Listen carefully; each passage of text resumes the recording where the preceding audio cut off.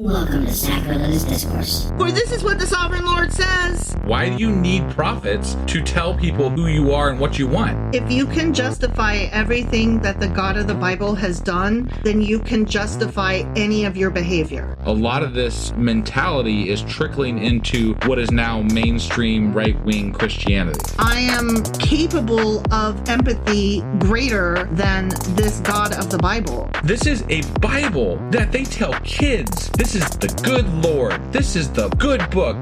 He is fantasizing about murder, mass murder. Head over to sacrilegiousdiscourse.com right now to find out how to leave us a review or support us on Patreon.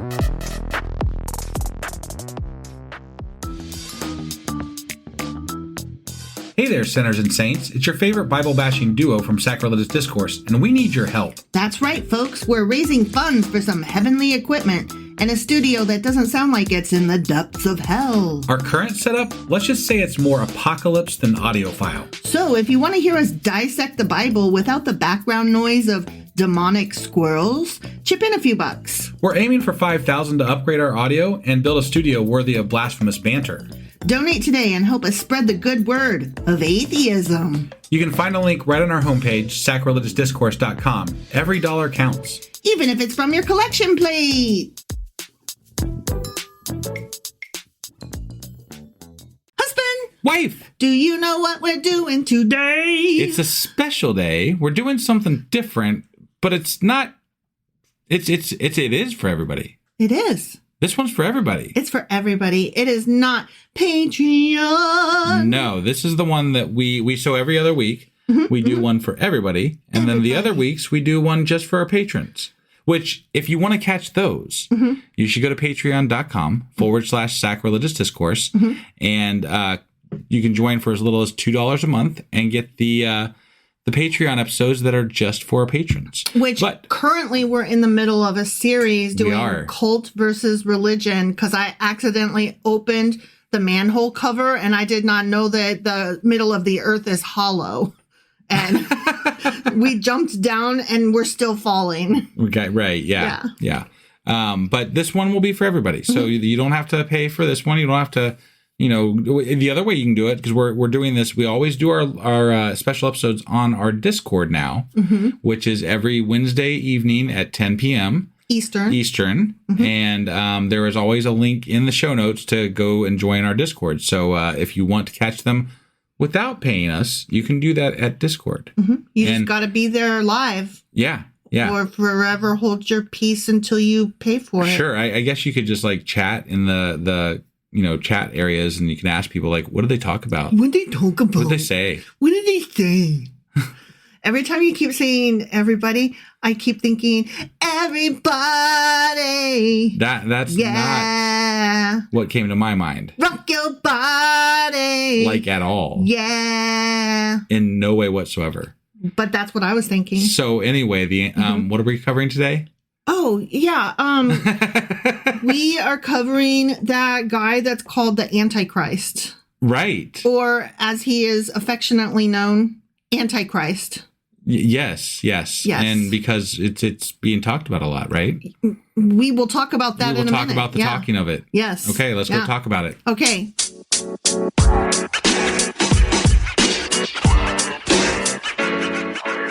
Hey, so what's an Antichrist? Someone who's not for Christ. He's someone who's bad. Someone who's really shitty. Bad. Someone who is a deceiving son of a bitch.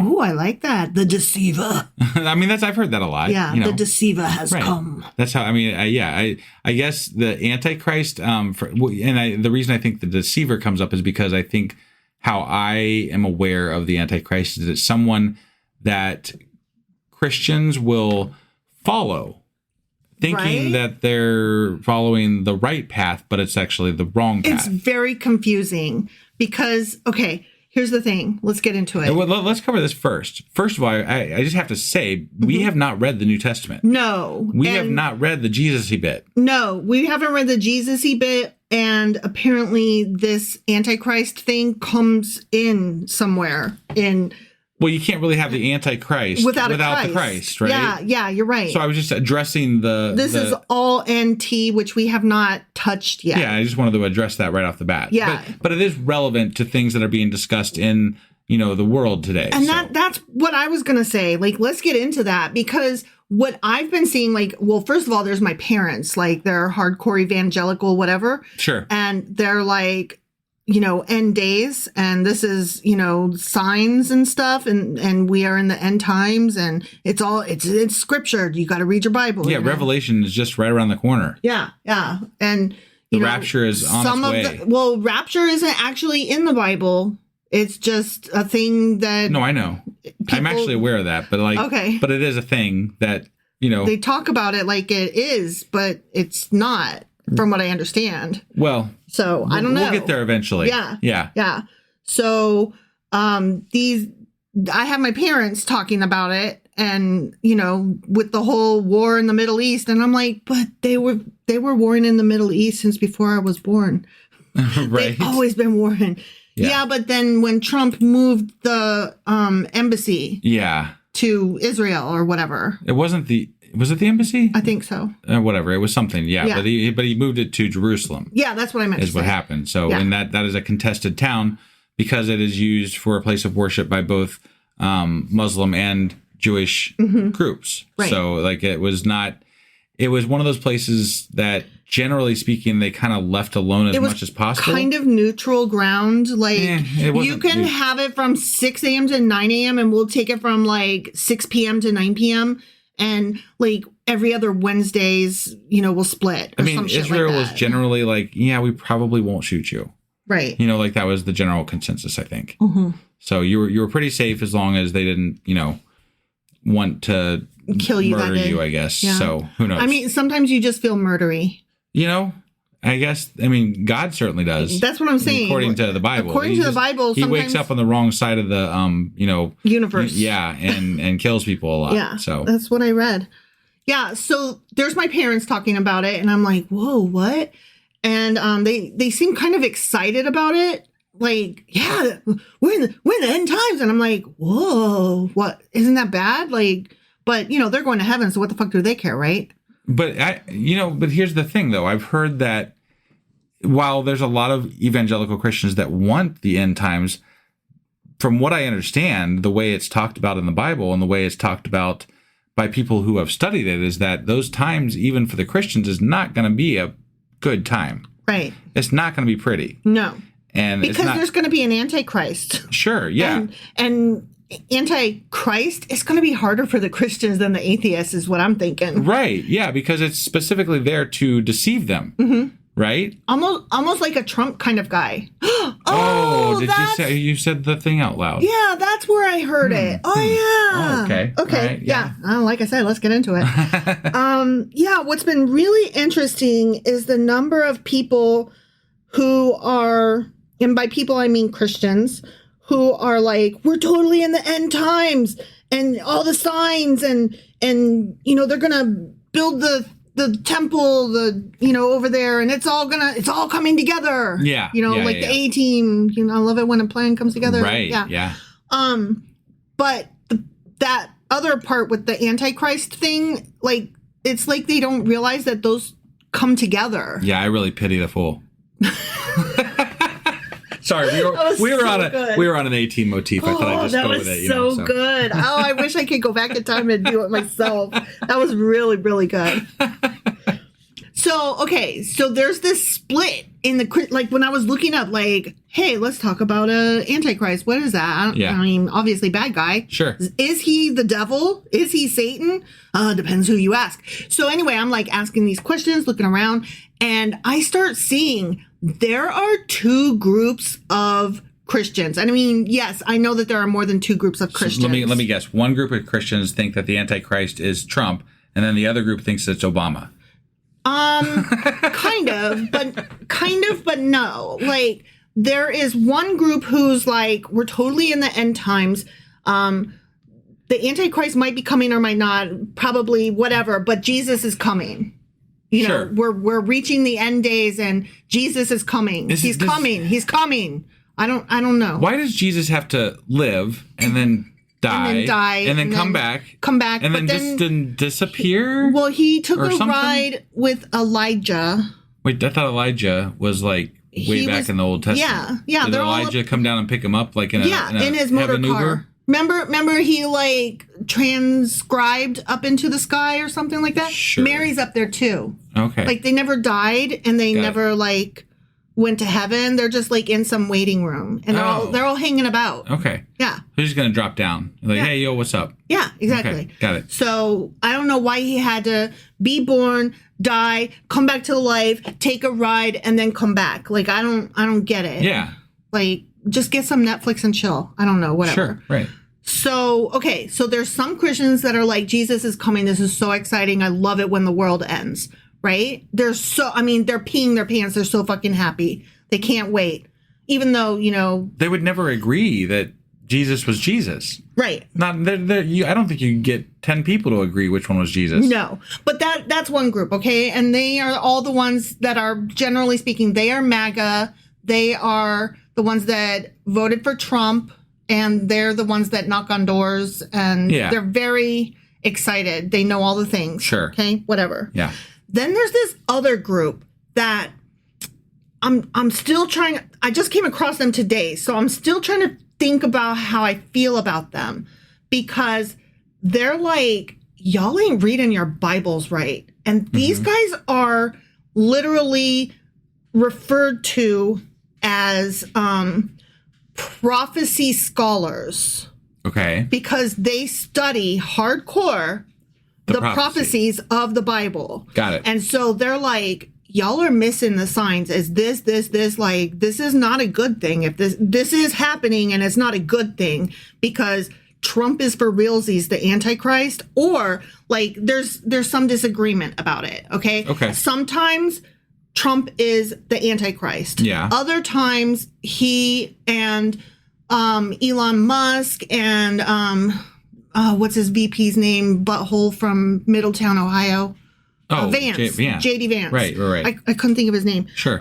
They are all like beasts that come before Antichrist. Okay. Like there's just all these like different, I don't know, what is it? Who is it? Who's coming? When? What? Got it. So, but they are more logical, question mark? Like, like I said, I'm still trying to wrap my brain around it. Who's more logical? These people that actually study the prophecies and they're like, no, y'all, listen to me. It's not a good thing if we're in the end times, right? Because the end times are bad, right? And it means that you are being fooled, and Trump is either the Antichrist or a Antichrist or a signal of the Antichrist, and that is bad. And they like go through and they actually are very knowledgeable about the Bible. And I'm not saying I believe any of that shit. Okay. They're knowledgeable about that portion of the Bible at the very least. Yes. They're very knowledgeable about the prophecies and they are able to lay out like what's coming. And I got bored and couldn't listen to all of it because I don't believe in any of it. Sure. So sure. I found it fascinating that there are two groups of Christians and one is MAGA and one is actually really smart and is like, no. Right. Yeah. You know what I mean? I'm going to stop short of saying really smart, but I mean, they definitely study the Revelation, apocalyptic. What I mean by smart is they are scholastically minded and they are Bible scholars. That's what I mean to say. Okay. All right. You could have a conversation with them and ask them questions and they would not think you're an asshole and immediately be like, you need to get Jesus. No, I got it. So that's what I mean. All right. But let's get a little more academic now. Okay. I had to just jump into that conversation with do you know anything about this guy? And what do you think of this guy? And here's why we're talking about this guy. Okay.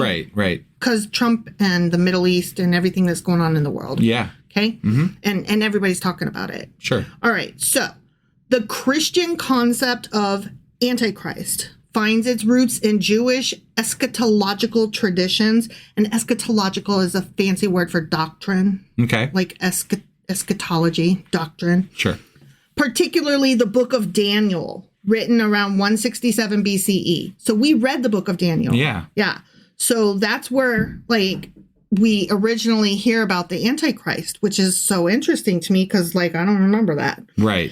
It foretells the arrival of a final persecutor who would, quote, speak great words against the Most High and wear out the saints of the Most High and think to change times and laws. And that's Daniel chapter 7, verse 25. Do you remember all that stuff with the horns and the little horns and the big horns? Yeah. That was from Daniel. And Okay. that's part of this whole Antichrist end times thing. and monsters. And sometimes the horns represent 10 kings who are going to be ruling the world or some shit. I don't know. Oh, there's so many different ideas. Got it. Okay. So scholars generally agree that this particular passage originally referred to the Hellenistic ruler Antiochus Epiphanes. Okay. You remember that guy? I do. He's the Greek guy who sought to eradicate Judaism. So they were like, he's totally the Antichrist. He's wiping out. And we talked about this at the time. Right. That they thought this of him. Yeah. Because he's completely trying to get rid of their religion and wipe them out. And they're like, he's totally the Antichrist. Hate him. Got it. Right? However, since Antiochus was not explicitly named, later generations could apply Daniel's prophecy to other figures. And we will get into that because, yeah, they did apply it to lots of figures, Sure. even through today. I want to interject here for just a second Sure. to say that we had a live correction on our Discord here. Okay. That eschatology is not just it's not just doctrine. It's apocalyptic writings. That Apparently, was not my understanding, but okay. I will believe. It's a possibility. I believe them because they know more than I do. But I literally, like, I had to look up the word because I was like, I don't know what eschatology means. I'm not going to try to say that word. Yeah. And then it said it was just doctrine, but. Got it. Yeah, but you're reading this from like an apologist point of view sometimes, so it might have been. But I looked the word up in the dictionary because I am dumb. Yeah. Okay. So. All right. The definition didn't seem to lean that way, but I was also like just trying to go through a lot of material really quickly and I could have missed it. And like I said, the person who was doing the correcting knows a lot more than I do. So I will throw myself. Based on what I'm reading here, it looks like that they were correct. Okay. So I believe you and them. I just was. Nope. I appreciate that. Yeah. Thank you. So early Christians, for example, saw in it an allusion to Roman emperors, particularly Nero. I've heard that before. And that's like Nero is where we get like 666 and the devil. And there's a lot of things that kind of circle around Nero sometimes. So, yeah. Yeah. He's like the dragon or like the beast that rose from the sea because he, came on his ship or whatever. Which is funny because they still talk about him today as that. So I mean, like in some places and sometimes, but if we're talking about the Antichrist, that's supposed to be close to end times. We'll get there. Okay, all right. You know what? Just in case I forget, I'm going to go ahead and say it now. Okay, there is the Antichrist, and then there are also an Antichrist, meaning a bunch of little Antichrist peoples running around who are not the big bad Antichrist. So there are many who believe, and that's what I was kind of getting into, the arguments that the people who are not excited about the end times, those intellectual scholar Christians that are into the prophecies and stuff, they cannot agree on whether it's the Antichrist or an Antichrist. Got it. Do you think the rest of the mini Antichrist, they have like a lodge or something that they get together and do Antichrist stuff at? I was just picturing like the little army guys from Toys, Right, yeah. Or from Toy Story. Yeah. So, anyway, Nero reigned from 54 to 68 CE, current era. Sure. Okay. And he persecuted the early church hardcore, and that's why they called him an Antichrist. Right. And, according to this definition, where if you're saying they are an Antichrist, then yes, he and Antiochus Epiphanes were both an Antichrist, if you will. Got it. Okay. somebody super bad who hardcore steps on their religion can be considered an Antichrist. So, like, we could be considered Antichrists. Could we, though? If we get a little bit more popular. We have no power. You have no power over me. You know, if our podcast gets a little bit... The fully developed narrative of the Antichrist life and reign emerged in medieval texts. Okay. So not the BCEs and the early CEs. Got it. Okay. Yeah. We're talking about, like, you know, when you start getting into the thousands and stuff. Okay. Okay. Incorporating and expanding on these earlier associations. Okay. So now we're going to talk about this guy named Joachim of Flora's influence. Okay. Okay. Okay. His name is Joachim. Got it. With an M. Got it. Okay. So one significant medieval theologian who diverged from traditional teachings about Antichrist was Joachim of Fiore. He was a 12th century monk. Okay. So medieval. Right. Joachim envisioned history as a series of persecutions of the Christian church, culminating in the appearance of a succession of antichrists such as Nero, Muhammad, and Saladin. Okay? Yeah. So that's where I was saying, you know, not the Antichrist, but a series of them. Sure. Okay? Yeah. A bunch of baddies throughout history. Right. Unlike the conventional view of a single ultimate adversary, Joachim anticipated multiple precursors to the great Antichrist. Okay. Okay. Yeah. So the one, kind of like the Jesus. Right. Okay? So Joachim redefined the great Antichrist as not a Jewish figure from Babylon, which that's another thing that it got cut from this paper that I was working on. So I'll have to go back and find it on the cutting room floor. Okay. Okay. So originally, before this medieval times, like back in the BCEs, they were like, Antichrist is exactly opposite of Christ in every way possible. Like, Christ was born to an immaculate conception virgin, right? So Antichrist is totally going to be born to a whore. Yeah, it'll be a bastard. Yeah, totally. Okay. All right. And they'll both be from this same area, but, you know, one is totally good with rainbows, and the other one is totally bad with, like, fire and horns on his head. Sure. You know what I mean? Opposite in every way. Got it. Okay. Uh-huh. And so he's like, that's silly. Okay. Joachim is like, I don't buy that. Right. Okay. So he's like, I don't think it's going to be a Jewish guy. Okay. Okay. I don't think that he's going to come from Babylon. Okay. Got it. Or the Babylonia area, or what we call today, you know, the Middle East. Right. He's like, I don't think that's true. I don't think that's what's going to happen, y'all. He says, I think that we are going to see the embodiment of the evils within our own society, particularly things like heresy and the oppression of the church. He also predicted a wondrous millennial era between the death of the great Antichrist and the last judgment, which we have not even reached. What's the last judgment? I'm guessing that that's like the end of end times, when you stand before somebody who, like, weighs your soul and decides if you have enough good in you. Sure. Some shit like that. I don't know. That's my like imagination. We haven't read any of that yet, so who could know? Right. I mean, except for everybody who has read it. So to account for the events after this millennium, Joachim prophesied a final Antichrist whom he called Gog. Gog and Magog. Yeah, right? Yeah, very good. Yeah. Referring to the eschatological enemies Gog and Magog from Revelation chapter 20, verses 7 through 9. Okay. Okay. All right. Though vague about this figure's nature, Joachim saw him as the ultimate enemy of God, emerging to wage the final battle before the end of time. Okay. So he's beast. I don't remember. Where did we talk about Gog and Magog before? Was it in one of the books that we read, or was it just another special episode that we did? No, there was mention of him in the Bible, but I don't remember where. Okay. I'm sure somebody in our Discord. It seems like it was somewhat recently, even like within the last 2 or 3 months, maybe. Really? I could be wrong. I don't feel like that. Okay. But my memory is for shit, so you could totally be right. So during the later Middle Ages, so now we're getting out of medieval times and we're moving to the Middle Ages. Okay. Yeah.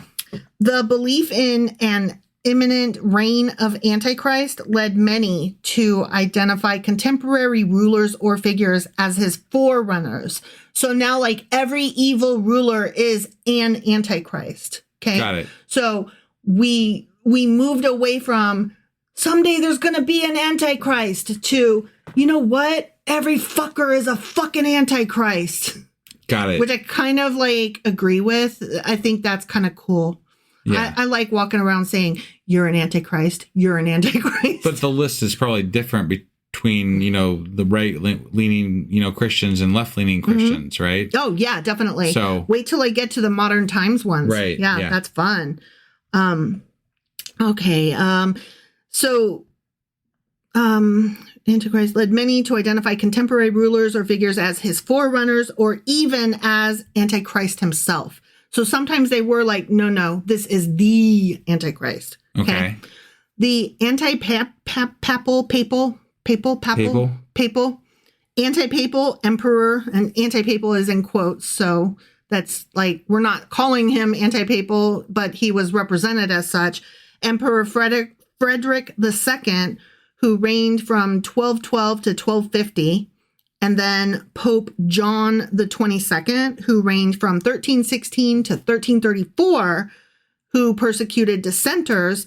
These were notable examples of leaders who were called in the Middle Ages. They were referred to as antichristes. Okay. All right.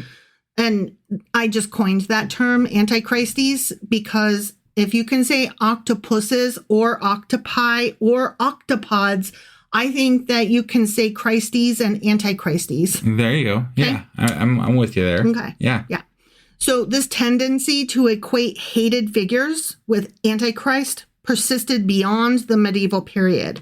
A group called the Russian Old Believers labeled Tsar Peter the Great as Antichrist due to his reforms and subjugation of the church. I just really like the acronym for that group, ROB. Yeah. Russian Old Believers. Yeah. Like Russian Old Believers. Like, I was thinking, people with banjos, Russian Old Believers. Yeah, I don't know. The Reformation introduced significant shifts in the interpretation of Antichrist. Okay. Martin Luther, the guy with his 100 theses or 99 theses. Yeah. That he, used knives to pop up on the wall, on the door. Right. Was it 99? Yeah. Okay. It was a bunch, but I'm pretty sure it was 99. Yeah. Okay. He had 99 theses. And he was basically, his overall message was, I don't think that people should be able to buy favors to get into heaven. I don't think that's what the Bible says. I don't think that's how it works. Like, that was his overall message. Got it. So Martin Luther popularized the view that Antichrist was not an individual, but a collective force of evil, epitomized by the institution of the papacy. This perspective gained traction, particularly among Protestants, because that's what came after. He was like, I don't think you guys are reading this right. Just real quick, though, it was 95 theses. 95, damn it. Yeah. Well, I knew it was 90 something. Sorry. I was only 4 off. I just didn't trust you, so I had to look that one up. I apologize. But yeah, you were close. You were very close. I was closer than you were. I mean, yeah. Yeah. I'm impressed that you were within 5. I was within 4. I know. Yeah. No, you were at 4. You were within 5. Okay. Fair. Fair. And I'm not good with numbers, so I mean, that's kind of amazing. That's why I was impressed. Yeah. So particularly among Protestants, and this marked a departure from the earlier focus on a single adversary. Okay. So we're going just totally away from that now. Yeah. And we'll never go back. Right. Ever again. Okay. Meanwhile, Roman Catholic teachings increasingly emphasize the spiritual deception associated with Antichrist. Okay. Framing him as one who claims to fulfill messianic hopes while glorifying humanity over God. Where are these ideas coming from? They're not coming directly from the Bible? They're coming from, like, religious teachings or religious, some of it is in the Bible, and some of it is just these religious dudes that sit around a table and decide what they think it means. And then the more that they, like, pat each other on the back for good thought, yes, the more it just kind of gets talked into that is the way it happened. That is what it means. Okay. You know what I mean? Yeah. So the church linked this deception to millenarianism. Okay. End of the millennium. Sure. That's what we're getting at. Right. And secular messianic ideologies. Okay. Okay. Secular messianic ideologies. That's a very interesting term. Got it. Because that means that a lack of belief in God, or not necessarily a lack of belief so much as a lack of worship, a lack of activity that is churchy related. Sure. But they still have ideologies of a Messiah. Okay. Right? Okay. That's very weird. I go further. You weren't what do you mean listening by? to No, the I was sentence? listening. Yeah, Oh. why is it weird though? Secular messianic ideologies. So like secular makes me think non-religious. Okay. No, and that's fair. But so I think what that's referring to is like what I would take it as is the non-church Christians, right? Okay. Like specifically like my mom, right? Okay. Like my mom does not ascribe to a certain church or anything like that. She just believes in God, right? Mm-hmm. And that would be, they're not worshiping correctly. They're not worshiping within the confines of what it is to be religious or Christian or Catholic or whatever it is. Okay. So that's how I would take it. All right. I don't know. I just thought it was like a really interesting mix of words. Sure. Juxtaposed against each other. Right. Yeah. I mean, I guess, secular can mean, I don't know. Maybe it's just encompassing that whole idea of non-practicing religious. Yeah. Okay. So religious non-practicing. Right. Okay. So in the modern era, the Antichrist tradition diversified further. Protestant interpretations often conceive of Antichrist as any force opposing Christ's teachings, though some evangelical and fundamentalist Christians revived the idea of a singular Antichrist figure in the 20th century. So, the 1900s. It's a lot sexier to have just one, The big bad. Yeah. Yeah. I mean, every TV show has, you fight the minions all the way up till you reach the end, and that's when you fight the big bad. Yeah. Yeah. Roman Catholics have become less inclined to emphasize a specific individual, focusing instead on broader spiritual and institutional evils. Interesting. Yeah. Considering that they really do need to concentrate on their institutional evils. Right. Yeah. So Joachim of Fiore's concept of a succession of antichrists resonates in contemporary views of history as cyclical or progressive, while the dual conceptions of spiritual and sensual antichrist persist among rational believers. Okay. Figures such as Benito Mussolini have been labeled as antichrist for their authoritarian ambitions, echoing medieval tendencies. Yeah. Okay. Which makes sense. Right. In popular culture, vestiges of medieval Antichrist traditions appear in films like Rosemary's Baby. A film came out in 1968. Okay. I was not born until 75. I didn't realize that movie was so old. And The Omen, which came out in 76. And apparently there was a reboot in 06. I had no idea. I think I vaguely remember something like that. Yeah. I don't know. That kid was creepy, though. Like, I never saw the first one. Yeah. Or am I thinking of Damien? I have no idea what you're talking about. Okay. So. I don't know if Damien is the name of the kid in The Omen or if Damien is like a separate franchise. But that kid was creepy. Okay. So anyway, these films represent an antichrist who is depicted as an apocalyptic individual. Similarly, superstitions about credit cards and barcodes. I have heard marks of the beast and stuff like that. Yeah. As marks of Antichrist. Right. The number 666 from Revelation, or sometimes it's 616, depending. Yeah. Those reflect anxieties about diabolical institutions in modern society. Got it. Scholars such as Bernard McGinn have examined theological debates about the relationship between Antichrist and Satan. Yeah. The bad up here and the bad down below. Right. What? I just want to interject real quick here.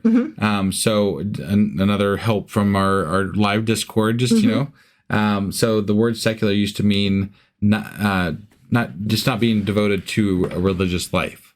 Okay. So like you have a belief, but you can have a belief, you just aren't devoted to it by going to the functions and things like that. So that's kind of what we said, the non-practicing believer. Yeah. Okay. Cool. So we weren't far off. Right. Interesting. So, okay, scholars such as Bernard McGinn have examined theological debates about the relationship between Antichrist and Satan. The indwelling theory, wherein the Antichrist is a human inhabited by Satan, like possessed, you know? Yeah. Gained a lot of traction for avoiding the dualistic implications of Satan becoming incarnate. Because, that would mean he's undefeatable. Yeah, I really feel like the church is missing out on some marketability here with end time revelation type comic book series that they could put out. Comic books, movies, novels. Yeah, like you could make, this is some good shit, right? Like you could really turn this into a whole franchise. Think about... might even rival like Marvel, Right, and like we have talked about the way Hell, Michigan is like just this little street. Right. Like it's not even an actual town. It's just a little fucking street corner. Yeah. And it has its own little zip code, and how they are totally missing out on all of the possibilities. Right. It's so stupid to see like, oh, you're doing this wrong. So this whole like Satan is not an actual thing. He's more like a demon that inhabits your body that gets rid of the possibility of him being incarnate, which, he is a physical thing that can be beat. Okay. Yeah. So, yay, God can kill Satan. That's exciting. Otherwise, he'd be too powerful. But God can create an entire universe. Why is it God hypothetically maybe created Satan? Well, and by that measure, no matter who the Antichrist is, God would have created that Antichrist, right? Well, we're not specifically talking about Antichrist now. We're talking about Satan here. No. I'm taking the whole thing into account here, and I'm like, but God made everything according to them. So if God made everything, He made all this shit too. But did He though? I don't know. No, obviously we don't believe He made shit. But the question that these guys are, they're just like, they're talking it out. They're like, yeah, but okay. It's two kids sitting in the back of the car.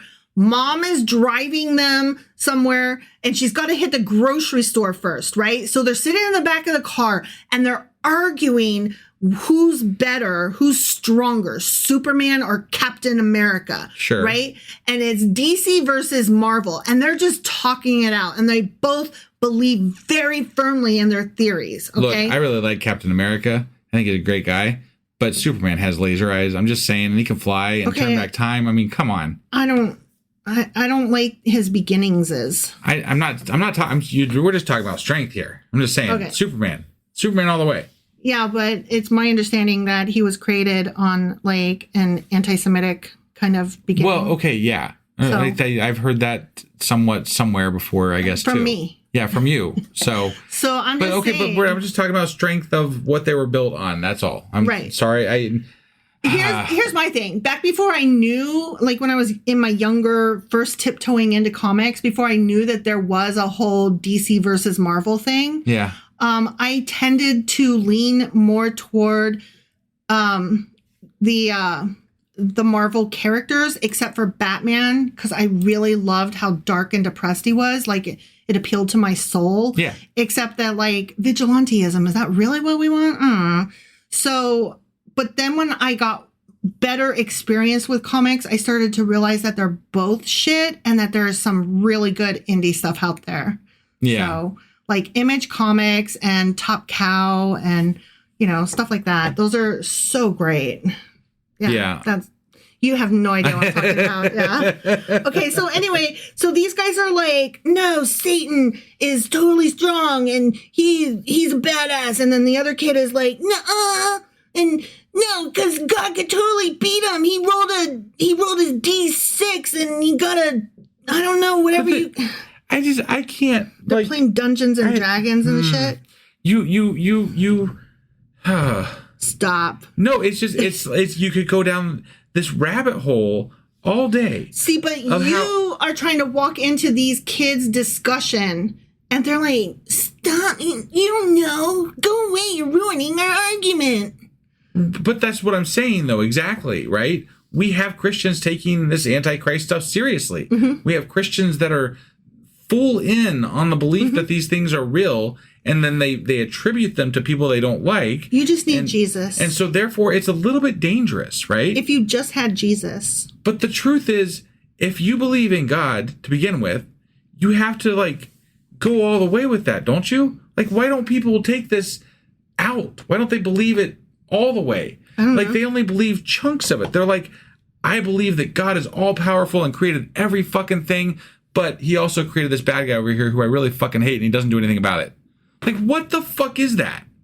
That makes no goddamn sense. It's to build character. Fuck that bullshit. And also there's a greater purpose. You don't know all the things. You just have to always just be accepting, and it's how you reach your Zen. You just go, It's just, all I'm saying is that with regard to religion and God and the Antichrist and the beliefs that people have in these gods and these ideas, it's like you're hearing conspiracy theory after conspiracy theory, only they are accepted by such a large swath of people that it's absurd. and disheartening. It's hard for me to get into religion at all because this is the stuff I would want to learn about. Like, if I'm going to go in and believe in religion, okay, well, I want to know all the things then. Right? Like, okay, God and Satan and Antichrist and Jesus and explain Mary it to me. How does it work? You know, how she was a virgin? How did that work? Well, did God fuck her? Like, I want to know. You know, like, I want to know all the things. Yeah, but there's nobody out there that, like, I've never heard of a Christian pastor who would literally sit there and entertain the real questions that, look, I'm sure that person exists. But in a general, like, if you're going to a church in your local area, that pastor's not going to sit down with you and answer all those fucking questions. No, he'll be offended that I even thought it. Right, yeah. So it's like a Tupperware bowl. And, like, Christians are okay just popping up the corner every now and again and sniffing it, whereas I want to tear the fucking lid off. Yeah. And I want to stick my hands into the gobbledygook inside. Right. And, you know, just dirty it up. I want to know all the innards. Right. Okay. So this nuanced view has theological implications for understanding the nature of evil in Christian eschatology. Okay. Yeah. So it allowed them to, like, be like, it's totally evil. He's a baddie bad. Sure. Okay. Yeah. Finally, parallels exist between Christian Antichrist doctrines and Jewish eschatological figures like Armilus. Armilus? The fuck is Armilus? I don't know. The anti-Messiah described in texts such as the Sefer Zerubbabel. Did you just start speaking in tongues? What the fuck happened there? Sefer Zerubbabel. Okay. Okay. So this guy, Armilus, often seen as an allegory, almost said allergy, Jesus Christ, often seen as an allegory for oppressive forces, symbolizes the ultimate triumph of good over evil, a theme that unites both Christian and Jewish traditions. Okay. So they have, like, this anti-Messiah, and, you know, the Christians have Antichrist. Sure. So they're like twinsies. You know, I'm just going to be fair here. If I view someone as evil, I'm good when I'm happy when the good triumphs over the evil as well. But you know what? I mean, it's never really that simple. But I mean, generally speaking, I'm happy that Hitler got beat. Yeah. I'm just saying. Okay, but when we've got the anti-Messiah in Jewish and we've got the Antichrist in Christian, that to me feels like the ultimate Marvel DC crossover event of the millennium. Okay? And these two boys, they are skipping down the road together. They're holding hands and there are rainbows everywhere. And they're, like, so excited because, you know, they're meeting for the first time, but also they've known each other forever. Yeah. So right. This is like a very special moment for them. I see. Okay. And also they braid each other's hair just because that's fun. Okay. Got it. All right. So many prominent figures from 1950 to the present day have been labeled as the Antichrist by individuals or groups. 1950s. I kind of associate that with McCarthyism and the whole communist scare thing. Don't ya? Yeah. Yeah. Often due to their political influence, ideological positions, or global reach. Some examples include, are you ready? I'm ready. Okay. Yeah. Okay, so here's some politicians and world leaders. Okay. John F. Kennedy. Yeah. As the first Catholic U.S. president, some fundamentalists speculated he was the Antichrist due to fears of Vatican influence on American politics. Oh, not that. Right? Then Ronald Reagan. Conspiracy theorists pointed out that his full name, Ronald Wilson Reagan, contains 6 letters in each name, 666. Oh, dang. This, combined with his popularity, led some to suggest he was the Antichrist. Wow. Okay. Interesting. Barack Obama. That was to be expected. Right, yeah, because, Many conservative Christians, I like how the other two are just like, yeah, conspiracy theorists, and yeah, he's the first Catholic, blah, blah, blah, and you know how it is, like, blah, blah, blah, and then we get to Barack Obama, and, why don't you just say racist? Right. Many conservative Christians, many racists, accused Obama of being the Antichrist during his presidency, citing his charisma. God damn you for that! We can't have charisma up in this bitch. Global appeal. God, I hate it when people like him. Damn it. And policies they viewed as unchristian. Things like universal health care. How dare the very audacity. Right. Okay. Yeah. What a fuck face. Hope and change. I hate that fuck face. Wow. He was such a bad, terrible dude. Uh-huh. That was all sarcasm, just to be clear, blah, blah, blah. I know, but just in case there's a noob, I have to say, I love Obama. Okay? All right. Donald Trump. Yeah. That was obvious. Right? I'm going to stop you for just a moment. Because if I were to associate a single human being that I've ever known in my entire life as embodying the characteristics that I am aware of the Antichrist, it would be Donald Trump. Exactly. And I would say that whether or not he was president or not. Right? It's him being president is what brought him to our attention as being such. Right. I didn't go looking for him. Well, and the power kind of gives him that status of the Antichrist, right? So I guess part of it is him being president, but he's just he doesn't even try because he doesn't have to. I just can't figure out why Christians like him. I'm like, this dude is he's nothing. So bad. You would have kicked him out of your goddamn church. Right? He's not that he would have ever showed up in the first place, but He's gross. He's so gross. But the ones who embrace him, they're excited because they're about to go to heaven. So, they love it.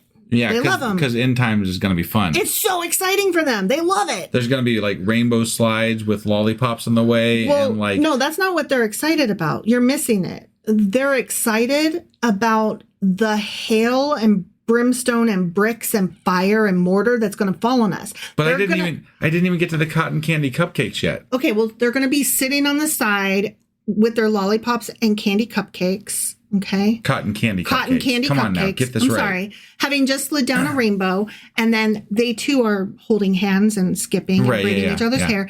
And then they turn and they watch us, and we are in pain, writhing on the ground for eternity, being punished, and they are laughing and happy, gleeful. That's what this is about. Right. They are very excited to be inflicting pain on other people. So it must be end times because that's what I get on Twitter. In fact, I just got one today. It was burn in hell, and I'm like, and it was a whole meme, and I'm like, well, Jesus Christ, you guys are fucking messed up. I thought you wanted to save my soul, and they're like, your soul ain't worth saving. It's always in all caps too. Yeah, always. Yeah. 100% because it's old people that don't know how to do. So, okay, Donald Trump. While some of his evangelical supporters see him as a divinely chosen figure, and those are the ones that we're talking about. Weird. Others see his divisive rhetoric and focus on power as potential Antichrist traits, which is interesting because that's not the left specifically that they're referring to that think of him as an Antichrist, right? Because not everybody on the left is a church-going Christian person, right? Sure. So they're not saying that the left thinks this. What they're saying is some Christians see him as a divinely chosen figure, and other Christians see him as an Antichrist. I've even heard this entertained to where some people on the right think that he might be the Antichrist and embrace it because they're like, that means it's end times. Yeah. Which like, goes back to what we were just saying. Fucking hell. Yeah. Oh, but what I've also seen a lot of is he's not perfect, but none of us are. And he's the perfect person for this job. And I'm like, you would never be so forgiving of me. Right. And it hurts my feelings, like personally, because I'm like, the guilt that I am expected to have over some of the choices I've made in my life or some of the events that I've endured. And to know that you would forgive him, but not me. Right. Why? What did he ever do? Like, I don't, and then, I know I shouldn't be wanting forgiveness from these people. Like, that's a me problem, right? But no, actually, it's a world problem. Look at who they are willing to forgive versus who they aren't, you know? And this is, we're delving in a little bit of politics here, but I mean, the truth is that religion and the right-wing politics and the right-wing media have essentially narrowed down what Republicans and Christians care about to about 2 to 3 issues, right? And so these people that are on the right, that are politicians, only have to be strongly adamant about 2 to 3 ideas to win the support of their followers, and the rest of it doesn't fucking matter. No. The rest of it is just whatever, right? And they don't care, right? They've been told these things are so important, you would vote a piece of shit into office in order to get them accomplished. Guns, God, and anti-abortion. Right. That's all they care about. Right. Nothing else. As long as those 3 things are covered, yep, you're good. Yeah. Yeah. Why not? It's the easy way to go. Even if the God part is done by somebody who's not godly, doesn't really matter. No. To them. No, I mean, he can get up there and hold the Bible upside down, but it doesn't matter because he's still pushing God.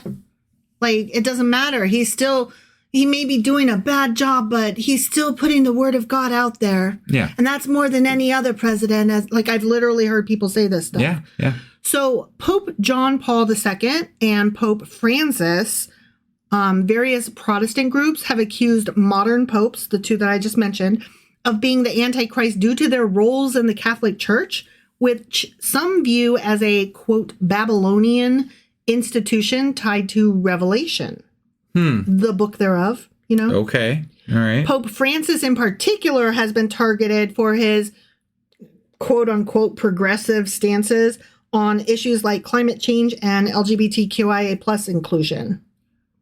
Did God weigh in on climate change? Does that matter in the grand scheme of like religion? No, but actually he kind of did, in that he did charge man through Adam take care of this shit. Right, which would indicate to me that you should take care of it. But Christians since then have said, no, we're just passing through. I'm on my way to somewhere better. I can dirty this shit up. I don't fucking care. I'm on my way. Right. It doesn't matter. Earthquake. I'm going to heaven. Either God's going to save me, or I'm going to die and God's going to take me to heaven. Right. It's fine either way. Yeah. I'm at peace with it. Yeah. So let's talk about some cultural figures that have been accused of being the Antichrist. Ready? Okay. Yeah. Jane Fonda. She's not on my list. Really? But I'm sure. Or Henry, or was it Henry Fonda? Yeah, whatever. Fonda's bad, with most people. Yeah. So I figured that was going to be one of them. Nope. The Beatles, especially John Lennon. Yeah. Yeah. The band's massive influence and Lennon's infamous comment that they were more popular than Jesus fueled claims of satanic connections and Antichrist accusations. Yeah. Yeah. Okay. So that's fun. Okay. Sure. Next one on my list is Bill Gates. Yeah. Right. Heard that one. Yeah. Conspiracy theories have linked Gates to the Antichrist, particularly around the COVID-19 pandemic, suggesting his advocacy for vaccines and global health is part of a sinister plot involving microchips and the mark of the beast. Yep, definitely heard that one. Elon Musk, which is another figure that is like tearing the Christian community in half. Right. Some have speculated that his focus on AI, space exploration, and transhumanism aligns with fears about technological overreach and potential end times prophecy. Yeah, this fucker's, I mean, he's digging into some really crazy shit. Yeah. And people were worried about fucking credit cards. Yeah. 20 years ago. They were worried about Bill Gates today. Right. Yeah, right. Exactly. But Elon Musk can do no wrong. Yeah. Yeah. The inability to see evenly is just astounding. It really is. So let's talk about some pop culture and conspiracy theories. Okay. Ready? Mm-hmm. Okay, Mikhail Gorbachev. Yeah. His birthmark, which some saw as resembling the mark of the beast, and his role in dismantling the USSR led to suspicions. Of him being the Antichrist? Mm-hmm. Why? Because I just told you he had a scar that they thought resembled the mark of the beast. And he had a role in dismantling the USSR. But that's like, we wanted that. But that was a good thing. But now I don't know. Okay. Whatever. I can't explain Christians. I'm done trying. Right. Yeah. Okay? Yeah. Henry Kissinger. Is that who you were trying to think of earlier? That fucker is the Antichrist. His global influence as U.S. Secretary of State made him a frequent target of Cold War era Antichrist accusations. Yeah, no doubt. This one I hadn't heard. I find this one very interesting. Prince Charles, now King Charles III. Royal watchers linked his lineage and global presence to theories about him being the Antichrist. Okay. I don't know if he's an Antichrist, but he sure is a pedo. Right, yeah. And he nasty too. Right. And he's a lazy fuck. Yeah, I can't speak to that. I don't know anything about him. There was this whole thing where he couldn't even pick up his own fucking pen. Like, somebody had to like come twist the pen for him and dip it in the ink for him. And, oh, wow. Yeah. And he's like, That's some... And yeah, and I read somebody like used to work in the palace or something. Yeah. And they did like this expose or something. And she was like, yeah, like you have to be available all night because you might have to run into his room to tuck him back in and to bring him his teddy bear. And oh my God. Yeah. What? Right? Oh, England just needs to ditch that shit. But I'm just like, okay, P. Diddy, like you're the same. You have too much money. You know? Right. That's basically what it is. You have too much money.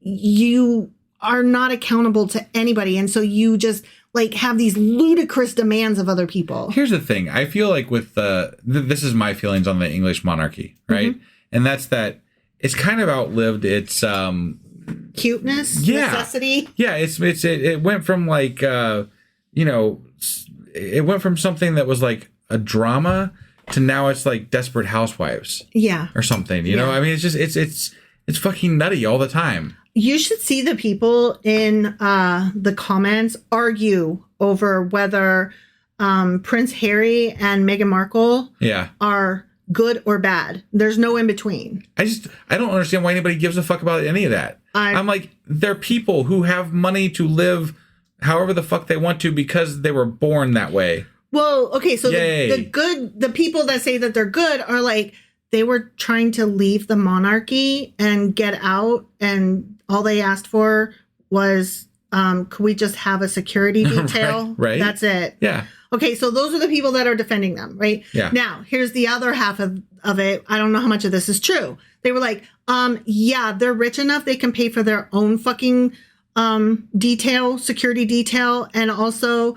they wanted to keep their titles, which no. And also, they were an embarrassment to the and I'm like, oh, because y'all are an embarrassment to yourselves. Wait, but is this because Meghan Markle looks slightly black? Right. Is that what this is? You're racist? It was a thing right off the bat, I think. So like, I didn't even know she was black until they told me because she's so light skinned.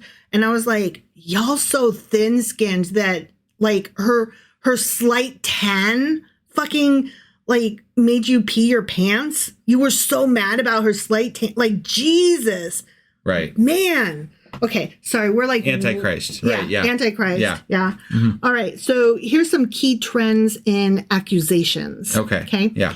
These accusations often reflect cultural anxieties or political divides of the time. Sure. Figures with global influence, particularly those who promote change or challenge the status quo, are especially prone to being cast in the Antichrist role by conspiracy theorists. Of course. The idea of the Antichrist is deeply intertwined with Christian eschatology, especially interpretation of the end days in the Bible. Yeah. Okay. Like the end is near and we have reached the end times. Right. You know, all of those. Yeah. The end is fucking nigh. I was going to say, you said it wrong the first time. It's nigh, not near. Yeah. Gotta say nigh. The end is near. And the end is... I was just being funny. Okay. Sorry. These ideas come primarily from passages in the book of Revelation, 2 Thessalonians, Daniel, and 1 John. Okay. While interpretations vary across denominations, many link the Antichrist with specific signs and events signaling these end times. Okay. Yeah. How the Antichrist fits into end times prophecies. Are you ready for this? I'm ready. So exciting. The Antichrist is often seen as a charismatic leader who deceives the world, opposes God, and establishes a global system of governance or worship in opposition to Christianity. I guess Trump, at least so far, has not stood in opposition to Christianity. So. He has warped it some, though, Hanny. Oh, he's definitely warped it, but he hasn't stood in opposition of it. I would say the warping of it is in opposition of it. Okay, all right. I think that it's an interesting twist because now the Christians are at war amongst themselves as to, even more, what is the right type of Christianity? Right. Like, is that not thwarting? Yeah. So according to the book of Revelation, this figure is associated with the beast who brings chaos, wars, and persecution of the faithful. Right. Some believe the Antichrist will enforce the mark of the beast, 666, which controls commerce and allegiance to his rule. Okay. Yeah. Very exciting stuff. Mm-hmm. Okay. So let's talk about biblical context. Ready? I'm ready. In 2 Thessalonians chapter 2, verses 3 and 4, the Antichrist is described as the man of lawlessness who exalts himself above all gods and claims divinity. He hasn't quite got there. Not those words specifically, but his people have done it for him. Yeah. And he does not dispute it. Once he's in office, we'll see how it goes. He does exalt himself above all gods. He does. Well, we know that to be true, probably, but not in so many words, right? But definitely, you can just tell. Yeah. Revelation chapter 13 depicts a beast rising from the sea, empowered by Satan, deceiving nations and demanding worship. Okay. Yeah. Okay. And then number 3, the final confrontation. Christians anticipate Jesus' second coming when the Antichrist and his followers will be defeated and God's kingdom will be established on earth. Flowers for everyone. I see. Okay. Talk about the pay-per-view rights on the Jesus versus Trump fight. Jesus Christ. Fucking Netflix better not host that shit. Netflix would crash. Yeah. So let's talk about the end times. That's fun. Okay. Current events and misinterpretation of the end time signs. Okay. Yeah. Certain global events often become fodder for claims that we are living in the end times based on their alignment with perceived biblical prophecies. Okay, so I've got a list of a few here. Okay, yeah. We got wars and conflict. The Bible warns of wars and rumors of wars in Matthew chapter 24. Yeah. Events like the Ukraine war, Middle Eastern tensions, or rising geopolitical conflicts are interpreted as signs. There's always almost war. never not. I mean, there's never not there's war. never not war. Yeah. Number 2, global pandemics. COVID-19 and other disease outbreaks are linked to the, quote, pestilences mentioned in Matthew chapter 24 or the plagues of Revelation. Vaccine mandates and rumors of microchips have been tied to the mark of the beast. Yeah. I know. All right. This is silly, right? Okay, number 3, economic turmoil. What?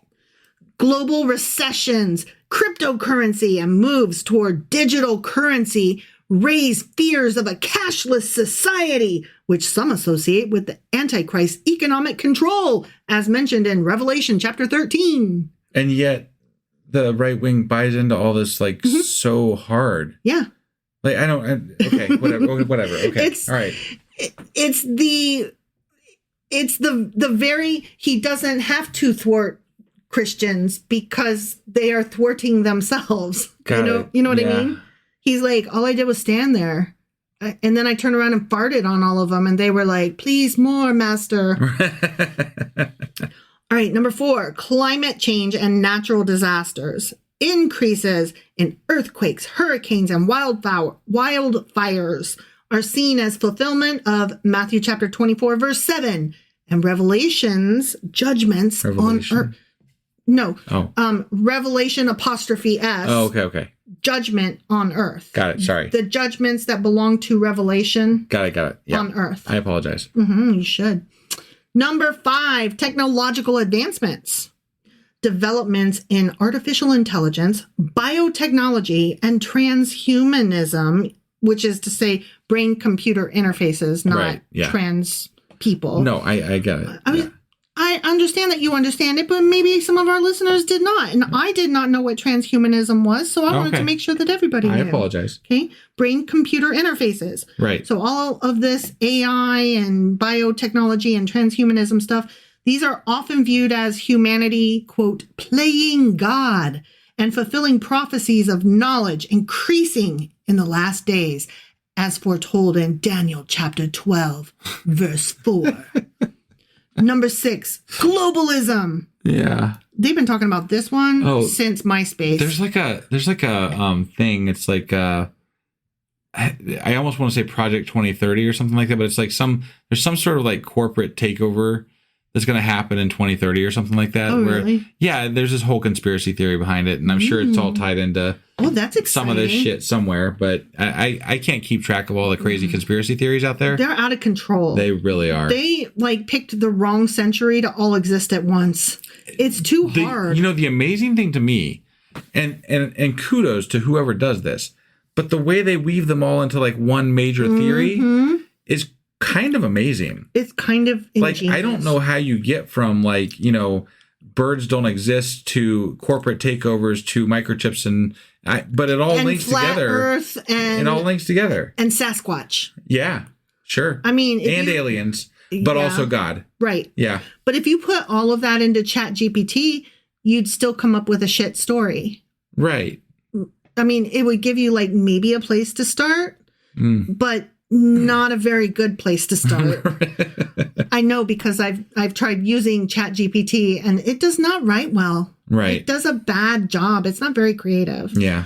So number 6, globalism. Efforts for international cooperation, which is to say the United Nations, World Economic Forum, etc. Yeah, United Nations got shit for a long time for being a cooperative group or whatever. The Earthbound Federation, right. How whereas I see that as like, yes, please, can we all unite and agree on things? That would be awesome. I think it would be so cool if we had like a UN that was actually a UN that was like, no, we're the good guys and we're going to take care of the planet and we're going to police the planet, but only in a good guy way, because all the countries are getting together to decide it together. Right. And you can only be here if you're on the good guy team. And these are our mandates. And they include, fixing climate change and trying to get rid of making it worse. Right. But no, instead we just give like veto power to the top 3 countries or whatever, right. Top 4 countries. And they're like, we don't want to do that. And we have no power. It has no power. We can't do anything. Good stuff.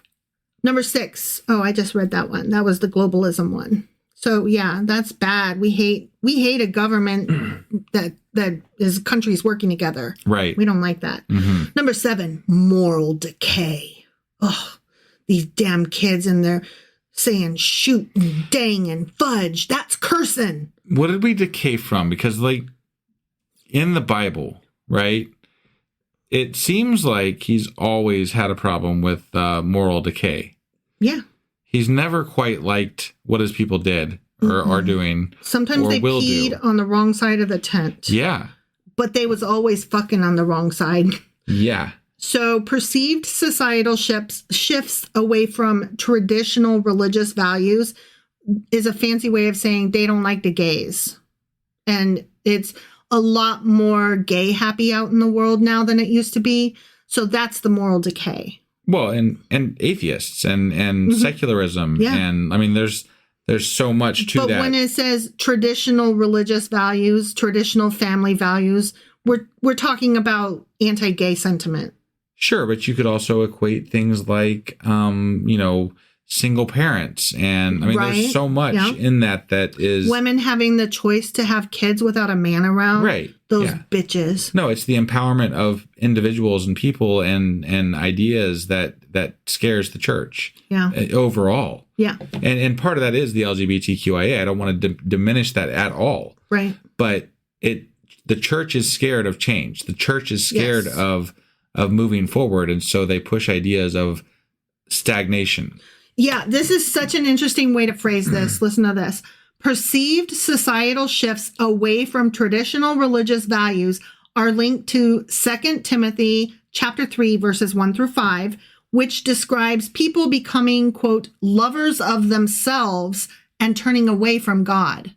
So the more that you are trying to learn about others and develop compassion and become more globally aware. Right. Be woke, if you will. Mm-hmm. That is you loving yourself and turning away from God. Mm. What? Like, I think you have it exactly motherfucking wrong. Yeah. I was told today that in a conversation with somebody online that God, lets us know that he's there and that it's our fault that we are atheists and that we choose not to see God. Oh, that can't possibly be true. And I'm like, I don't trust that person. I never saw God. I don't know what the fuck you're talking about, dude. No, that never happened to me. Yeah. And trust me, there have been times in my life where it would have been better had I seen or heard from dude. Right. So, yeah.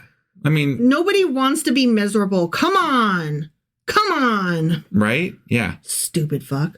Why these views persist is a great next topic. Confirmation bias. Those looking for signs of the end times often find patterns in current events that match their expectations. Yeah.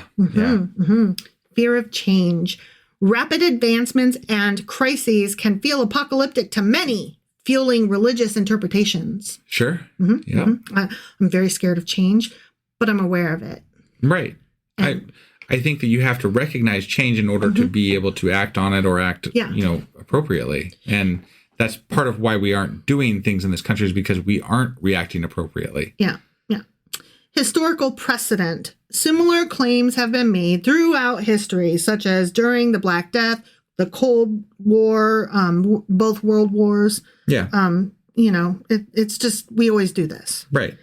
These interpretations often reflect cultural anxieties rather than actual prophecy fulfillment. However, they remain compelling to many people because they provide a framework to make sense of chaotic and uncertain times. Sure. Well, and you were mentioning reasons why people believe these things. And I think that, you missed a couple that were like peer pressure, people just simply being amongst other people that believe these same things. And I think the most important one is probably power, right? Churches have power over their congregations. Yeah. And they draw their income and their living from their congregations. So that's a power structure right there. Those churches have higher structures that, feed them money as well. The hierarchy. So those people will have a power structure over the churches. And on up the line, it's a big pyramid scheme. It really is. It's churches all the way down. Well, and you can even take it on out from there to where this churches and groups of churches have political power. And so that way, really their top bosses, once you go all the way up that chain, is going to be politicians and politics because they're going to feed, the churches feed the politicians and the politicians feed the churches, right? It's just a cycle. Yeah. That keeps going back in on itself, and the churches have a captive audience that they can speak to. So, and that's very enticing to politicians as well. It's interesting, all the different pipelines we have, because, you say pipeline, and the one that heartbreakingly comes to mind first is the street to jail pipeline, the right, school to street to jail to street pipeline. Yeah. Yep, definitely. So we've got pipelines at the top, pipelines at the bottom, and, we want to break one, and, well, we want to break them both. Right. It's just interesting. Yep. Did you have anything else that we were covering today? No, fuck that guy. So, are you convinced of a Antichrist or multiples of them? No. Why? I mean, what? Why would that even be a question you would ask? Like, me. Like, no. No, it was a joke question. Okay, all right. Here's my next question. For these Bible-y scholar peoples who are studying the prophecies, right? Yeah. Can you see why they would see Trump either as a Antichrist, the Antichrist, or a harbinger thereof? Can I see why they see that? Yeah, definitely. I told you when we were talking about it that, if there's been anybody that embodies the idea of what I thought what the Antichrist stood for, it's Trump. Trump embodies everything that I imagine the Antichrist would be. I was trying to explain my feelings about this to, I had hired a writing coach for a few months. Yeah. And I was trying to explain how when Trump won the election the first time around, how him being the embodiment of so much evil had impacted my ability to write, because what can you possibly write now? He is the ultimate, he is the epitome of bad. Right. There is no bad guy because there's Trump. Right. Yeah. And I couldn't conceive of a villain or stakes that were high enough or hard enough or scary enough because Trump. Right. And I recognized that was just me panicking in that moment about how serious and scary it was to have him as our president. Sure. But now that he's there again, I still feel that way. And toward that end, where I was having this discussion with my, at the time, writing coach, I have another friend who is in therapy, and excuse me, the therapist told my friend that she had parted ways with another therapist who had had complaints about her because this is so interesting. I'm trying to think how to phrase all of this. So some of her, not my friend's therapist, but the other one, okay? Yeah. So we'll call her therapist X, okay? Okay. Therapist X had gotten questions from some of her patients, clients, whatever. I'm concerned about the election and blah, blah, blah, and politics is so scary. And a lot of these patients were people of color. And so they were I'm feeling particularly persecuted, blah, blah, blah. And, some of them were even brave enough to ask, I need to know who you voted for because I'm bearing my soul to you. Yeah. And it's important. Right. And she had voted for Trump. Mm. And so these clients, people of color, were asking her, how do you think that makes me feel? To know that, you are more concerned about your paycheck and the price of eggs than your own clients' lives. We bear our soul to you. We tell you the things that we're going through that are hardships in our lives. And you're voting for somebody who wants to deport us or kill us or put us in jail just because of the color of our skin. How? How? And so she got very defensive with these clients, patients, whatever, and was kind of let go. And I found that situation so disturbing, and I'm not even sure where I was going with it other than to say these things impact us on such a personal level, you know, not just like the country and the world are in turmoil, but just even in our own living room, sitting at our desk, you know, they freeze us, or, you know, trying to find somebody that you can trust and confide in, and you can't because they voted for Trump. Yeah. The Antichrist. Sure. Yeah, I don't know how to follow that up. That was a a trauma dump, right? Right. Yeah. Like, yikes. But definitely let us know what do you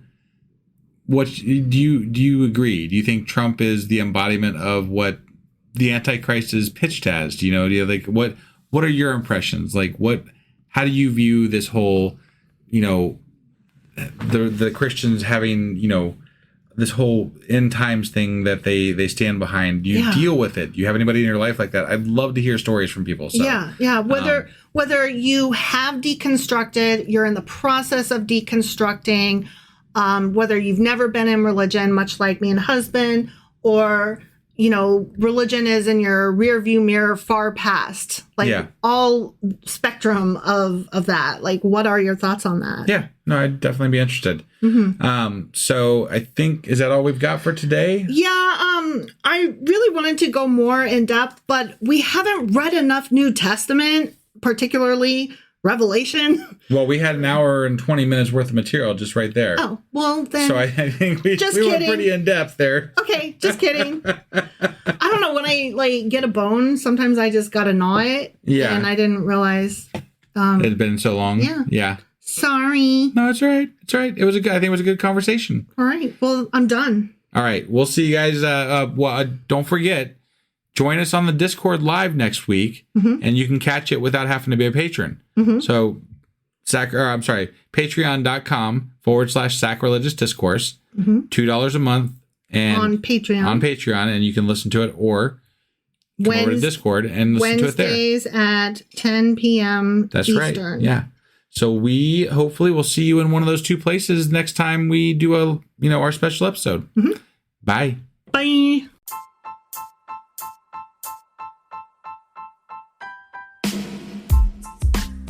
Hey, wife, I guess that's the end? But husband, that's just sad. It doesn't have to be. We are on lots of social media platforms like Twitter. Our handle there is sacrilegious_D. For D's nuts. Oh my God. Stop doing that. Anyway, we're also on Facebook, Instagram, and Pinterest. There's a link to all of our social media sites at our website. Ooh, we have a website? Yeah, it's sacrilegiousdiscourse.com, where you can also find a link to our merch shop. We have a merch shop? Yep, we have podcast-themed clothing, mugs, notebooks, and more, as well as an atheist and science-themed products.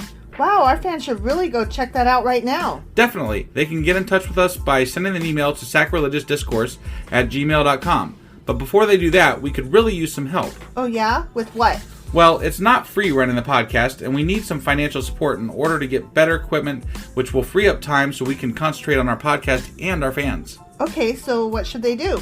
Head over to patreon.com/sacrilegious discourse and sign up as a contributor on our podcast. Supporters there receive additional bi-weekly episodes that we record just for our Patreon members for as little as $2 a month.